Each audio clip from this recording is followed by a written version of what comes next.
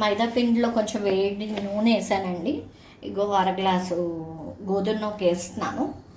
ఇది వేసుకుని కాస్త వాటర్ వేసుకొని కలుపుకుందాం. వేడి నూనె వేసాను, కాచిన నూనె వేసాను. దీన్ని వేసుకుని కొంచెం మెత్తగా పిసుక్కుంటే సరే.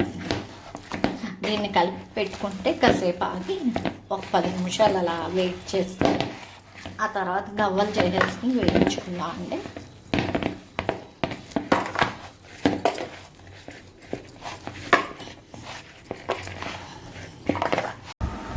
ఇదిగోటండి, చూస్తున్నారు కదా, చాలా సింపుల్గా మనం చేసుకోవచ్చు వీటిని. అంతే, ఇక ఇలా చేసుకుని వాటిని ఇలా పెట్టేసుకుంటే టీవీ చూస్తూ హ్యాపీగా ఇలా కూర్చుని వాటిని ఇలా చేసి పెట్టుకోవచ్చండి.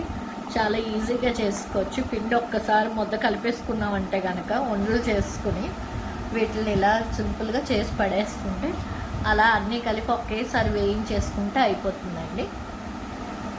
కొంచెం వాటర్ వేస్తున్నాను, వాటర్ కాగే అవి ఇంకా బెల్లం వేసుకుంటున్నాను.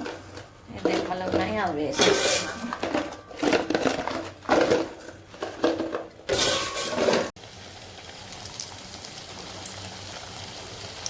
అందులో గవ్వలు వేయించుకున్నామండి. నూనె కాగిపోయింది, ఇందులో వేసేసుకుంటున్నాను. ఇది కొంచెం వేగాలి, వేగకపోతే కనుక మెత్తగా ఉండిపోతాయి. కొంచెం కరకరమంటూ వేగేటంత వేసుకున్నాం, వేయించుకోవాలి. ఇది ఇంకా వేగిపోయండి, చూసారు కదా. ఈ మన ఇలా ఎర్రగా వేగాలి, లేకపోతే కనుక మెత్తగా ఉంటాయి, బాగుండదు. అందుకని ఇంకో ఇలా తీసుకోవాలి. ఆకలి నన్ను వేసానండి. ఇది ఒక 2 నిమిషాలు వచ్చి వీటిని ఇలాగా పాకల్లో నుంచి తీసేస్తున్నాను. చూసారు కదా, అయిపోయింది. మీరు కూడా ఒకసారి చేసుకుని ఎలా వచ్చిందన్నది చెప్పండి. ఇంకా మొత్తం ఉన్నాయి.